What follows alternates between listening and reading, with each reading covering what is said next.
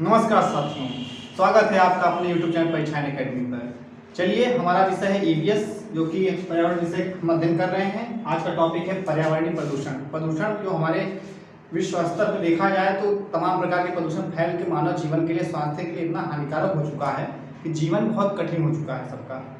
इसलिए हम प्रदूषण को समझेंगे और किस प्रकार की इनकी विशेषता, क्या प्रभाव पड़ते हैं, इनको समझेंगे।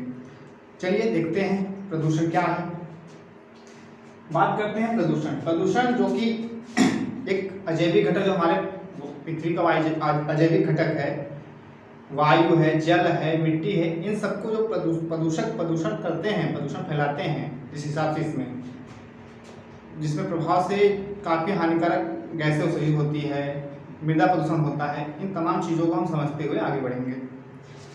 चलिए पहले पर्यावरण प्रदूषण देखते हैं, प्रदूषण होता क्या है, इसकी परिभाषा समझते हैं। तो प्रदूषण का अर्थ होता है वायु, जल, मिट्टी, इन सब में कोई मतलब दूषित क्या, इनके मतलब कि अवांछनीय पदार्थ, दूषित चीज इनके मात्रा में, इनके स्तर पर जब कुछ मिश्रण सम्मिलित होते हैं, जिसके कारण इनमें मतलब कि जो निर्धारित किया जाता है इनका मानक, उससे परिवर्तित हो जाते हैं, अवांछनीय परिवर्तन हो जाता है इनमें, जिस कारण से वो प्रदूषण का रूप ले लेता है। इसी को हम लिख कर समझते हैं।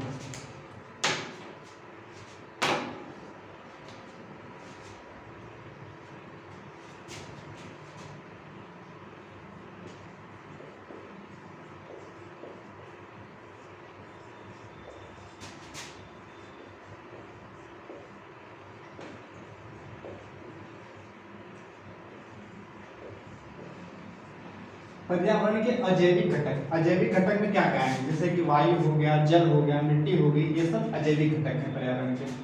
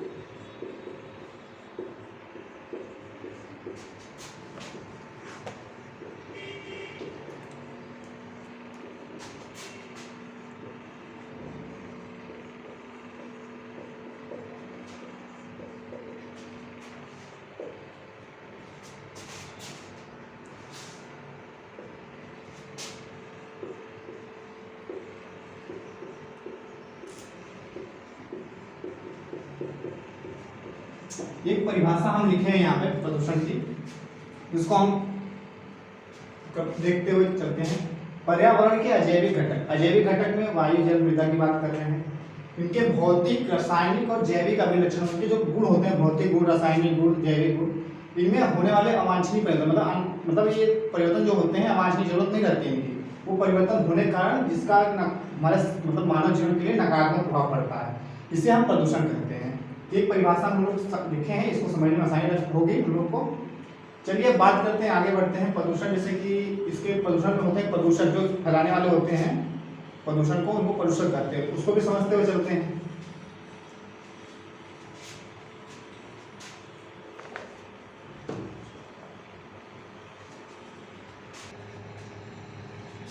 चलिए आइए देखते हैं प्रदूषक क्या होते हैं। प्रदूषण में ही प्रदूषण फैलाने वाले जो पदार्थ होते हैं प्रदूषक कहलाते हैं। तो सीधा सीधा हम देखते हैं कि प्रदूषण के भी प्रकार होते हैं। तो हम 4 प्रकार बांटे हैं, 4 प्रकार बताए हैं। पहले समझते हैं प्रदूषण है क्या। प्रदूषण को एग्जाम में समझना हो तो क्या कहेंगे इसको। तो जो प्रदूषण उत्पन्न करने वाले पदार्थ होते हैं उन्हें हम प्रदूषक कहते हैं। यहाँ पर हम लिखे भी हैं, प्रदूषण उत्पन्न करने वाले पदार्थ प्रदूषक कहलाते हैं।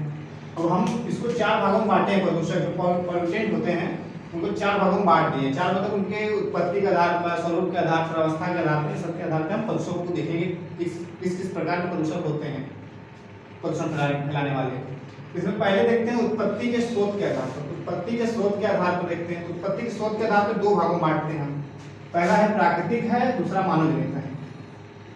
पहला प्राकृतिक, दूसरा मानव निर्मित। प्राकृतिक प्रदूषक प्रकृति द्वारा प्रदूषक जो उत्पन्न होते हैं, जैसे कि ज्वालामुखी विस्फोट हुआ उसमें गैस निकली हाइड्रोजन सल्फाइड, भूकंप है उसमें गैस निकली रेडान गैस, और फिर वनाग्नि कार्बन डाइऑक्साइड, कार्बन मोनोऑक्साइड, जैविक पदार्थों के सड़ने गलने से भी विभिन्न प्रकार की गैसें निकलती हैं। मानव निर्मित, दूसरा मानव निर्मित है। मानव निर्मित जो मनुष्य द्वारा प्रदूषक उत्पन्न होते हैं। मनुष्य द्वारा कैसे उत्पन्न होते हैं, जैसे कि देखेंगे हम इतने आजकल मतलब आधुनिकीकरण में, इस समय वाहनों से इतने आधुनिकीकरण हो रहे हैं कि वाहनों ज़्यादा से ज़्यादा वाहन प्रयोग किए जाते हैं। भारी से भारी वाहन, माल वाहन जितने भी हो यातायात के साधनों में देखा जाएगा तो इनसे भी गैसें जो उत्पन्न होती हैं मानव निर्मित में, जो गैसें होती हैं ये वायुयान और किसी मतलब उद्योग क्षेत्र पहुंचेंगे, वहाँ पे देखेंगे चिमनियों से धुएं निकल रहे हैं, carbon dioxide, monoxide, sulphide gas, तमाम प्रकार की हानिकारक गैसें जो निकलती हैं वो मानव द्वारा ही मतलब उत्पन्न किए जाते हैं। उष्मा से बात करते हैं मानव द्वारा। जैसे कार्बन डाइऑक्साइड की वृद्धि कैसे हो रही है, ग्लोबल वार्मिंग बढ़ रही है, पृथ्वी का तापमान बढ़ता जा रहा है, जिसके कारण देखते हैं कि हम विभिन्न प्रकार मतलब कि इनमें कार्बन डाइऑक्साइड की मात्रा में वृद्धि हो रही है। तमाम प्रकार के मतलब कि हानिकारक है मतलब कारक कार्य कर रहे हैं हमारे यहाँ। कणिकीय पदार्थ, कणिकीय पदार्थ छोटे छोटे मतलब सूक्ष्म कण होते हैं जो एक वातावरण मतलब वायुमंडल की गैसों में मिलकर जो मानव के लिए हानिकारक, उनके स्वास्थ्य के लिए हानिकारक है, श्वसन तंत्र का प्रभावित करते हैं, ये सब चीज़ें हैं। तो मानव निर्मित में गैस, धूम, उष्मा, कणिकीय पदार्थ ये सब मतलब आएंगे प्रदूषण में। तो चलिए अगला हमारा जो प्रदूषण को बांटे स्वरूप के आधार पर। स्वरूप मतलब उनके स्वरूप कैसा है, उनका आधार। प्राथमिक, द्वितीयक। इसमें प्राथमिक प्रदूषक क्या है, द्वितीय प्रदूषक क्या है, इसको समझते हैं। जिसको हम छोटा शॉर्ट लिखे हैं, वे प्रदूषक जो अपने मूल रूप में ही रहते हैं, उनका मतलब जो मतलब वातावरण में मूल रूप में पाए जाएंगे उनको प्राथमिक प्रदूषक कहते हैं। प्राथमिक प्रदूषक में एग्जाम्पल में आते हैं सल्फर डाइऑक्साइड है, कार्बन डाइऑक्साइड है, कार्बन मोनोऑक्साइड है, DDT, ये सब आपके प्राथमिक प्रदूषक कहलाते हैं। और फिर इसमें बात करते हैं द्वितीय प्रदूषक क्या होते हैं। तो द्वितीय प्रदूषक जो होते हैं वो प्राथमिक प्रदूषक का ही वातावरण से क्रिया करने के बाद जो गैसें बनती हैं उसे द्वितीय प्रदूषक कहते हैं। इसमें जैसे एग्जाम्पल में लिखे हैं पेन, पर ऑक्सी एसिटिल नाइट्रेट, इसका फुल फॉर्म है पेन का, पर ऑक्सी एसिटिल नाइट्रेट। ओजोन है O3, सल्फर डाइऑक्साइड है, H2SO4 है, सल्फ्यूरिक अम्ल है, ये सब आपके द्वितीय प्रदूषक में आएंगे। प्राथमिक प्रदूषक हो गए, द्वितीय प्रदूषक हो गए। ठीक है, चलिए आगे देखते हैं। आगे हमारा जो प्रकार बनाए हैं अवस्था क्या था। तो अवस्था जैसे प्रदूषक में भी अवस्था में ठोस, द्रव, गैस मतलब अवस्था होती है हमारे। तो इसमें प्रदूषक को भी इन अवस्थाओं में बांट के समझते हैं, कौन से ठोस है, कौन से द्रव, कौन से गैस है। इसमें आप देखते हैं ठोस, पहले बात करते हैं ठोस की। ठोस प्रदूषक में आप देखेंगे एरोसोल होता है। एरोसोल क्या होता है, सूक्ष्म कण होते हैं जो वायुमंडल में जल के साथ क्रिया करके उपस्थित रहते हैं। धूल कण वही औद्योगिक अवशिष्ट, शीशा, पारा जो औद्योगिक अवशिष्ट क्षेत्रों से निकलते हैं, शीशा, पारा, ये सब मतलब कि ठोस अवस्था में पाए जाते हैं। चलिए बात करते हैं द्रव अवस्था में प्रदूषक कौन से हैं। द्रव अवस्था में यूरिया होता है, लिक्विड टाइप का आता है। नाइट्रेट युक्त जल होता है। ऑयल जो हम देखते हैं कि ऑयल सब पेट्रोल, डीजल ये सब ऑयल है, इनका जब रिसाव होता है जलों में ये प्रदूषक का काम करते हैं। अमोनिया है, अमोनिया सब द्रव की अवस्था में पाए जाते हैं। अब बात करते हैं गैसीय अवस्था में कौन से प्रदूषक हैं। इसमें गैस में तो सल्फर डाइऑक्साइड है, H2SO4 है, CFC, chlorofluorocarbon gas, nitrogen oxide, ये सब आपके गैसीय अवस्था में पाए जाते हैं। गैसीय अवस्था में से गैस के रूप में विद्यमान है एनवायरमेंट में जो प्रदूषक का कार्य करते हैं। अब आखिरी जो हमारा विभाजन किए हैं निस्तारण के आधार पर, इसको भी समझ लेते हैं। निस्तारण मतलब उनके मतलब किस तरह से उनका निस्तारण होता है प्रदूषकों का। इसमें हमारा जो पहला है सूक्ष्म जीवों के द्वारा अघटनीय, जो सूक्ष्म छोटे जीव होते हैं उनके द्वारा अघटनीय हो जाते हैं, मतलब डिकम्पोज हो जाते हैं, उसमें आते हैं। जैसे वही मल, कूड़ा करकट, ये सब हमारे प्रदूषक का है मतलब कि भाग है। और इसमें एक दूसरा आपका है, दूसरा जो है सूक्ष्म जीवों द्वारा अनअघटनीय, मतलब डिकम्पोज नहीं हो पाते, मतलब कि वो सड़ गल नहीं पाते सही से, तो उनमें आपका एग्जांपल है प्लास्टिक है, डीडीटी है, बीएससी 2,4-D, ये सब कीटनाशक और कवकनाशी सब हैं। और प्लास्टिक जानते हैं कि वो डिकम्पोज हो नहीं सकता, बहुत हानिकारक प्लास्टिक, मतलब समझ लो कि बहुत ही खतरनाक चीज मतलब प्रकृति में विद्यमान है। इसके लिए नियंत्रण के लिए काफी मतलब सरकार अच्छा कदम उठा रही है, बैन कर रही है प्लास्टिक को। तो ये हमारे जो प्रदूषक के प्रकार थे इस स्वरूप में हम समझ लिए हैं कि मतलब किस प्रकार प्रदूषक होते हैं, क्या क्या है। चलिए अब आगे हम मतलब प्रदूषण पढ़ेंगे। प्रदूषण में विभिन्न प्रकार के प्रदूषण है, वायु प्रदूषण, जल प्रदूषण, मृदा प्रदूषण, ध्वनि प्रदूषण, इस सबको एक एक करके पढ़ेंगे, उसको समझेंगे।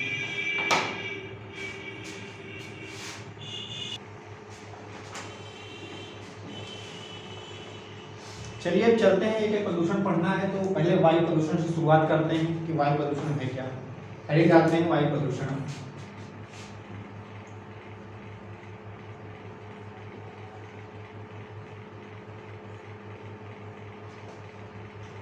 वायु प्रदूषण जैसा कि वायु में उपस्थित हमारी जो गैसें हैं, वायुमंडल गैसें जो होती है तो निश्चित होती हैं कि मात्रा जो मानक होता है एक निश्चित मात्रा में होती है। जब इनमें अवांछित गैसों का मिश्रण हो जाता है, कुछ धूल कण आ जाते हैं, जिसके कारण कि वायु प्रदूषित हो जाता है। इसी की समझते हैं, एक परिभाषा लिखते हैं छोटे से पॉइंट में।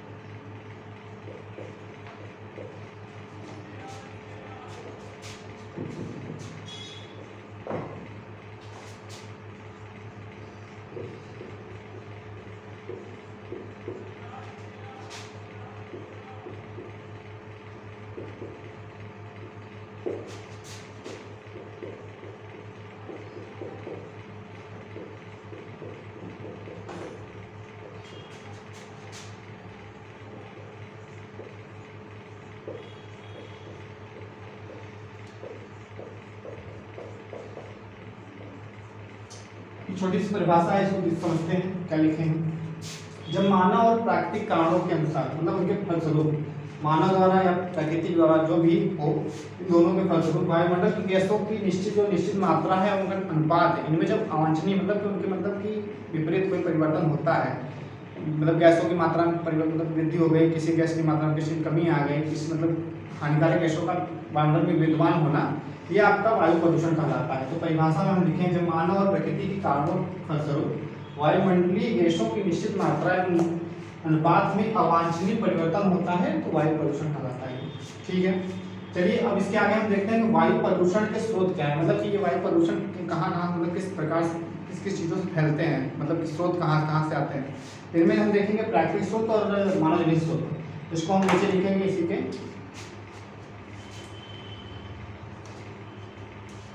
हेडिंग वायु प्रदूषण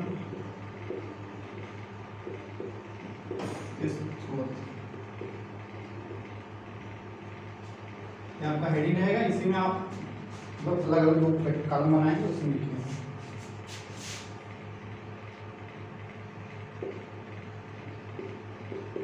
ये प्राकृतिक स्रोत है आपका,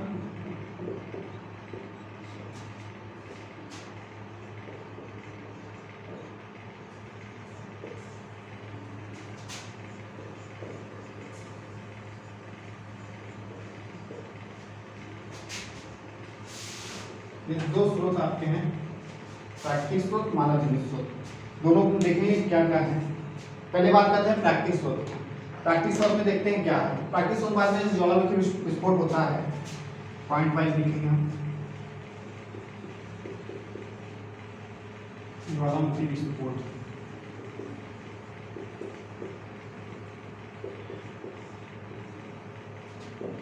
ज्वालामुखी जब विस्फोट होता है तो इसमें एक गैस निकलती है जिसका नाम है हाइड्रोजन सल्फाइड। हाइड्रोजन सल्फाइड एक गैस निकलती है जो वायुमंडल में जाके प्रदूषण फैलाती है, हाइड्रोजन सल्फाइड।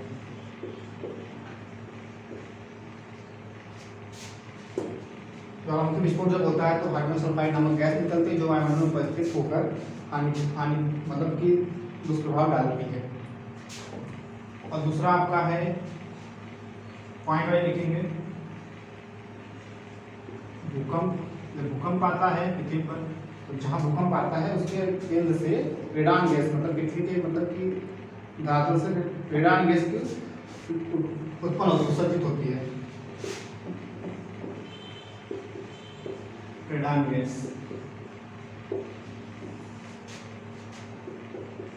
एक पॉइंट आपका है वनाग्नि। वनाग्नि आप जैसे जंगल में आग लग जाती है जिसे कहते हैं, इसमें भी हमारे वायुमंडल को प्रदूषित करने के लिए कैसे निकलती हैं।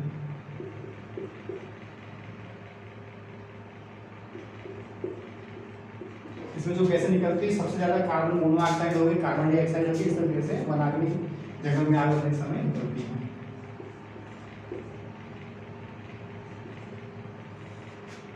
अब बात करते हैं अगला पॉइंट, जिसे देखते हैं पेड़ पौधों के सड़ने गलने से, जैविक पदार्थों के सड़ने गलने से और उनके जीव जंतुओं के दैहिक क्रियाओं के फलस्वरूप जो गैसें निकलती हैं वायुमंडल मतलब निकलती हैं, जैसे जुगाली करने वाले पशुओं में मीथेन गैस निकलती हैं, कुछ क्रियाएं जैसे धान के खेत से मीथेन गैस निकलती है। तो मतलब जैविक उनकी मतलब दैहिक क्रियाएं जो होती हैं पेड़ पौधे जीव जंतुओं की, वहाँ से भी कैसे निकलती है। और उनके सड़ने गलने से, जीव जंतुओं के सड़ने गलने से, पेड़ पौधों के सड़ने गलने से इसमें कुछ गैसें उत्सर्जित होती है जो वायुमंडल में जाके फैलती हैं।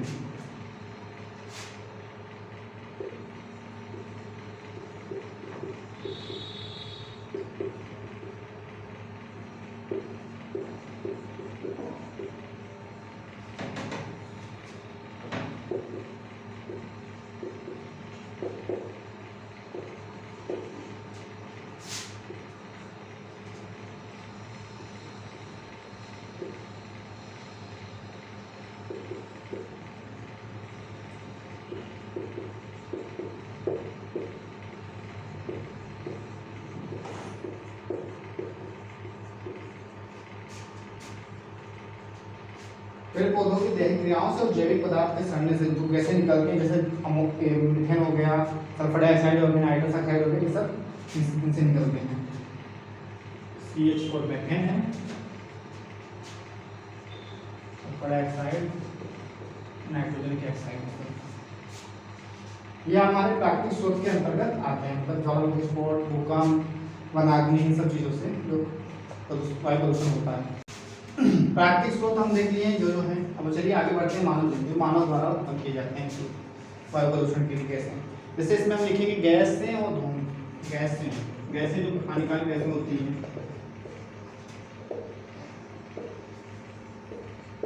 विभिन्न प्रकार की हानिकारक गैसें जो उत्सर्जित होती है फैक्ट्रियों से, औद्योगिक क्षेत्रों से, वाहनों से, ये सब गैसें मानव जीवन सूत्रों में आएंगे जो गैसों मतलब वायुमंडल जाके प्रदूषण का कार्य करती हैं। अब इसी में हम लिखे कणकीय पदार्थ। कणकीय पदार्थ क्या है?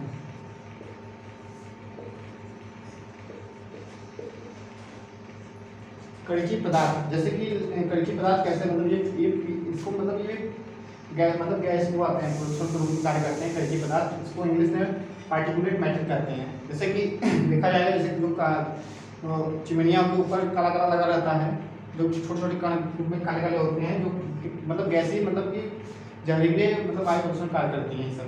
तो ये कणकीय पदार्थ में आएंगे। इनमें जैसे हम देखेंगे लकड़ी, कोयला तथा पेट्रोलियम पदार्थों के जलन से, दहन से।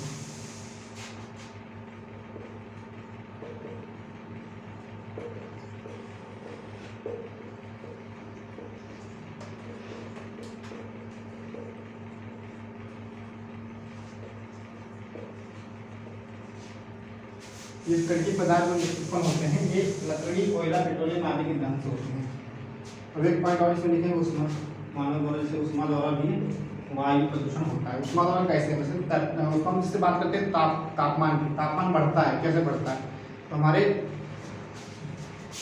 ऊष्मा जैसे बात करते हैं, ऊष्मा में तापमान में कार्बन डाइऑक्साइड की वृद्धि होती है, ग्रीन हाउस इफेक्ट में जैसे देखते हैं कि वृद्धि हो रही है। कैसे हो रही है? जैसे कि जो सूर्य का प्रकाश आता है पृथ्वी पर, वो आता है तो कार्बन डाइऑक्साइड जब वृद्धि होती है, वायुमंडल में कार्बन डाइऑक्साइड की मात्रा ज़्यादा रहती है, तो वापस मतलब परावर्तित नहीं हो पाती वापस, जो मतलब ज़्यादा आने से उसका गर्मी का पृथ्वी पर रहता है। इसी कारण ऊष्मा मतलब उसकी मतलब पृथ्वी धरातल की ऊष्मा प्रभावित होती है, तापमान में वृद्धि होती है। तो ये ऊष्मा का ये इसमें वैसे आएंगे कि जैसे जीव जंतुओं के श्वसन की बात कर लेंगे, और फिर इसमें ईंधनों के दहन की बात कर लेंगे, ये सब इसमें आएंगे ऊष्मा में।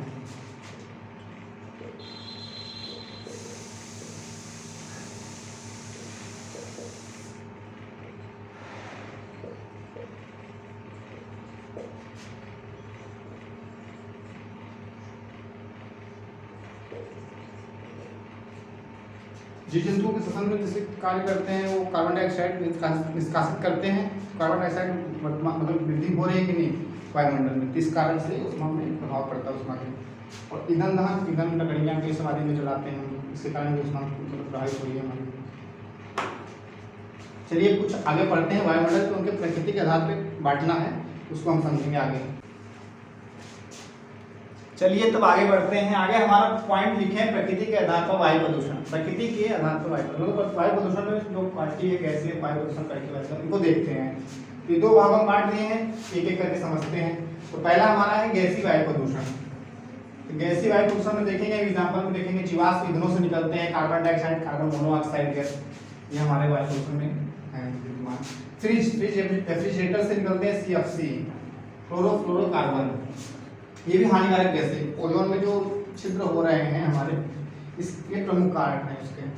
सल्फर युक्त जीवाश्म ईंधन के दहन से, सल्फर युक्त जीवाश्म ईंधन के दहन से सल्फर डाइऑक्साइड, सल्फर ट्राइऑक्साइड गैसें निकलती हैं। ये आप लोग हैं। अत्यधिक ऊंचाई पर उड़ने वाले जेट विमान, जो सबसे ऊंचाई पर विमान उड़ते हैं, उनके पीछे देखेंगे हम तो धुएं निकलते हैं, व्हाइट व्हाइट कलर देखते हैं, बहुत सारा मतलब धुआं फैलता हुआ दिखता है लाइन से। तो जो गैसें होती है वो नाइट्रेट ऑक्साइड होते हैं। रासायनिक उर्वरकों से भी देखते हैं तो वही नाइट्रेट ऑक्साइड, नाइट्रिक ऑक्साइड और नाइट्रोजन डाइऑक्साइड, तीन गैसें रासायनिक उर्वरकों से निकलते हैं, जो हम फर्टिलाइजर यूज करते हैं कृषि क्षेत्र में उससे। धान की खेत जुगाली करने वाले पशु, इसमें methane gas CH4 methane gas उत्सर्जित होती है, जो कि एक वायु प्रदूषण के रूप में कार्य करते हैं। अगला पॉइंट हमारा जो है इसमें कणकीय वायु प्रदूषण। कणकीय वायु मतलब ठोस रूप में रहते हैं, ठोस व तरल बूंदों का एक मिश्रण होता है ये कणकीय वायु प्रदूषण में। इसमें जो हम एग्जाम्पल दो दिन लिखे हैं मेन में, एरोसॉल है, PM है, फ्लाई एश है, एक करके इसको देख लेते हैं। तो एरोसॉल क्या है? एरोसॉल जैसे हवा में लटके हुए तरल पदार्थ और ठोस कण होते हैं, जो छोटे छोटे मतलब हवा में वायुमंडल में हमारे थोड़ा सा मतलब कि एकदम सूक्ष्म कण होते हैं, जो तरल रूप से उसमें संघमित होकर वो चिपके हुए मतलब पार्ट होते हैं। तो उसमें जैसे इनका साइज 1 से 10 माइक्रोन होता है। इनकी उत्पत्ति कैसे होती है? जो तेल शोधक कारखाने होते हैं, तेल शोधक कारखानों से ताप बिजली घर वाहनों से निकलते हैं, जो उनसे ये काले काले रूप में जो दिखाई देते हैं, मतलब थोड़ा धूम टाइप का, एरोसॉल है। PM अगला है पार्टिकुलेट मैटर। मैटर क्या है? 10 माइक्रोन से बड़े होते हैं, मतलब एरोसॉल से ही बड़े होंगे। धूल कण जल के साथ जब संघनित होकर उसको मतलब स्मोक करते हैं। जब धूल कण वही जल के साथ संघनित क्रिया करके बनता है, उसको स्मोक करते हैं। ये धूल कण मतलब पार्टिकुलेट धूल कण होते हैं सूक्ष्म। स्मोक जब वही कारखानों के चिमनी से गुजरता है, जो गंधक मतलब गैस निकलती है कारखानों की, जब वहां से निकलेगा तो वहां पे धूम कोहरा बना देगा, मतलब धूम कोहरा एक जहरीली गैस बन जाती है इसमें। फिर अगला देखिए, अगला हमारा जो फ्लाई एश। फ्लाई एश ये भी मतलब एक हानिकारक वायु प्रदूषक रूप में कार्य करता है। ये इसमें क्या है? कोयला आधारित ताप विद्युत घर से उत्पन्न होता है। कोयला आधारित ताप विद्युत घर से उत्पन्न होता है। इसका निर्माण कैसे होता है? एल्युमिनियम सिलिकेट, ये कुछ तत्व हैं, कैल्शियम डाइऑक्साइड है और सिलिकॉन डाइऑक्साइड, ये तीन तत्व इंपॉर्टेंट है, इसके लिए कार्य करते हैं। और इसमें सीसा, आर्सेनिक, कोबाल्ट और कॉपर जैसी जहरीली गैस बनती है संयुक्त रूप से। ये हमारे जो वायु प्रदूषण मतलब प्रकृति के उसके आधार पर किए हैं, गैसीय वायु प्रदूषण, कणकीय वायु प्रदूषण, इसको हम समझ लिए हैं। आगे जो हम पढ़ेंगे कि कुछ प्रभाव वायुमंडल मतलब वायु प्रदूषण कुछ प्रभाव पड़ते हैं, जैसे कार्बन डाइऑक्साइड हो गया, इसके क्या प्रभाव पड़ेंगे, कार्बन मोनोऑक्साइड हो गया, फिर कई प्रकार के जहरीले गैसें, सल्फर डाइऑक्साइड, इनको एक एक करके समझेंगे।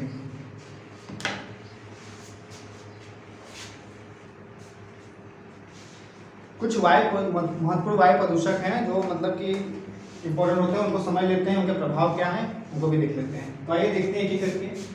पहला है कार्बन मोनोऑक्साइड। कार्बन मोनोऑक्साइड इसका क्या प्रभाव? हवा से भारी होता है, इसकी विशेषता है हवा से भारी, पानी में घुलनशील होता है, ये स्वादहीन और रंगहीन होता है। ये दूसरा पॉइंट, सभी वायु प्रदूषकों में 50% होता है। सभी वायु प्रदूषण जितने वायु प्रदूषण होते हैं उसमें अकेला 50% मौजूद है। दम घोटू गैस इसे कहते हैं, इसे दम घोटू गैस भी कहते हैं। अगला पॉइंट है हीमोग्लोबिन से ऑक्सीजन की तुलना में, ये हीमोग्लोबिन में ऑक्सीजन की तुलना में 250 से 300 मतलब गुना अधिक क्रियाशील होता है। ये ऑक्सीजन जो हमारे हीमोग्लोबिन में उपस्थित है उसकी अपेक्षा ये 250 से 3 गुना अधिक क्रियाशील है। और अगला हमारा जो प्रदूषक है कार्बन डाइऑक्साइड। कार्बन डाइऑक्साइड की विशेषता देखते हैं। बढ़ती दर के जीवाश्म ईंधन से उत्पन्न होता है। जो हमारे जितने जीवाश्म ईंधन होते हैं कार्बन डाइऑक्साइड उत्सर्जित करते हैं। तीव्र गति से वन विनाश जो हो रहा है, वनों का उन्मूलन हो रहा है, कार्बन डाइऑक्साइड इसमें वृद्धि हो रही है। कैसे हो रही है? कार्बन डाइऑक्साइड के उपयोग में भी कमी है। मतलब वन जैसे वनों के क्या पेड़ पौधे जब वही कार्बन डाइऑक्साइड लेते हैं अपने भोजन के रूप में देते हैं, तो जिससे कि कार्बन डाइऑक्साइड लेते हैं तो उनकी मात्रा कमी होगी। जब वो पेड़ पौधे ही नहीं रहेंगे, वन नहीं रहेंगे, तो कैसे कार्बन डाइऑक्साइड कम होगा? इसलिए वो बढ़ते जा रहे हैं कार्बन डाइऑक्साइड गैस। अगला पॉइंट है वायुमंडल में कार्बन डाइऑक्साइड सांद्रण में वृद्धि से ग्रीन हाउस प्रभाव वृद्धि होती है। ग्रीन हाउस इफेक्ट जो होता है उसमें वृद्धि होती है। इसके मतलब सांद्रण होता है, इसकी मात्रा में वृद्धि होती है कार्बन डाइऑक्साइड से, तो ग्रीन हाउस इफेक्ट पर प्रभाव पड़ता है। चलिए अगला हमारा जो गैस है क्लोरोफ्लोरोकार्बन, CFC जिसे कहते हैं, ये भी एक हानिकारक वायु प्रदूषक है। क्लोरीन, फ्लोरीन तथा कार्बन तत्वों का साधारण यौगिक होता है ये CFC गैस। और ये उत्सर्जन कहाँ से होता है? इसका रेफ्रिजरेटर है, AC है, अग्निशामक यंत्र है। इसका जो फैक्ट जो डालता है ओजोन परत में क्षरण, मतलब ओजोन परत जो हमारी है समताप मंडल में उपस्थित ओजोन लेयर है उसमें क्षरण कार्य करती है, मतलब उसको नुकसान पहुंचाती है ओजोन को। फिर अगला है नाइट्रोजन डाइऑक्साइड। नाइट्रोजन डाइऑक्साइड देख लेते हैं कुछ पॉइंट इसके। वायुमंडल की नमी से क्रिया करके नाइट्रिक अम्ल का निर्माण करता है। नाइट्रिक अम्ल का निर्माण करता है। उत्पत्ति इसकी होती है खनिज तेलों और कोयलों के दहन से। और इसका मेन जो फैक्ट पड़ता है वो अम्ल वर्षा के लिए उत्तरदायी होता है। ये अम्ल वर्षा रेड एसिडिटी जो होती है हमारी ये। अगला है सल्फर डाइऑक्साइड। सल्फर डाइऑक्साइड ये भी एक वायु प्रदूषक में देखते हैं, इसमें सल्फर डाइऑक्साइड मुख्य होती है। समस्त प्रदूषकों में ये भी 20% अकेला सल्फर डाइऑक्साइड होता है।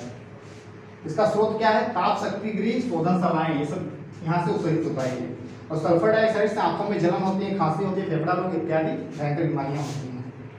इसको हम क्रैकिंग गैस कहते हैं। क्रैकिंग गैस, सल्फर डाइऑक्साइड को हम क्रैकिंग गैस कहते हैं, क्योंकि ये जो हमारी इमारतें होती हैं, जैसे कि आप क्या कहते हैं उसको, जो पूरा संरक्षण में मतलब क्या है सब इनमें जो इमारतें होती हैं इनके क्षरण के लिए ये उत्तरदायी होती हैं। चलिए कुछ और वायु प्रदूषक हैं उनको भी देख लेते हैं। आपका मीथेन गैस CH4, इसका क्या विशेषता है इसको देखते हैं। इसकी वायुमंडल के ग्रीन हाउस के प्रभाव में वृद्धि करती है ये। और इसका स्रोत क्या है? स्रोत जहाँ से उत्पन्न होते हैं, धान का खेत है, कोयला खदान, जुगाली करने वाले पशुओं में भी ये उत्पन्न होता है। अगला है शीशा। औद्योगिक गतिविधियों के फलस्वरूप ये उत्पन्न होते हैं और ये ऑक्सीजन के साथ मिलकर क्रिया करके लेड ऑक्साइड बनाते हैं। और इनका जो इफेक्ट पड़ता है तंत्रिका तंत्र प्रभावित करते हैं। ये मनुष्य के तंत्रिका तंत्र को प्रभावित करते हैं मुख्य रूप से। अगला है हाइड्रोकार्बन। हाइड्रोकार्बन भी वायु प्रदूषक में एक महत्वपूर्ण है। इसका देखते हैं स्रोत क्या है। ये जीवाश्म ईंधन को जलाते हैं, वहाँ से उत्पन्न होते हैं। नगर निगम का जो लैंडफिल होता है, लैंडफिल मतलब जो कचरे अपशिष्ट पदार्थ गड्ढे में दबाए जाते हैं उसमें से गैस निकलती है। इसका मुख्य जो कार्य करते हैं कैंसर रूपी गंभीर बीमारी उत्पन्न करते हैं। ये रहे हमारे आज के वायु प्रदूषकों में इंपॉर्टेंट जो वायु प्रदूषक थे उसको हम समझ लिए हैं। अगला हमारा अगले वीडियो में टॉपिक रहेगा, कुछ अगला प्रदूषण पढ़ेंगे। आज के लिए इतना ही, धन्यवाद। हमारे चैनल को लाइक कीजिए एंड सब्सक्राइब कीजिए।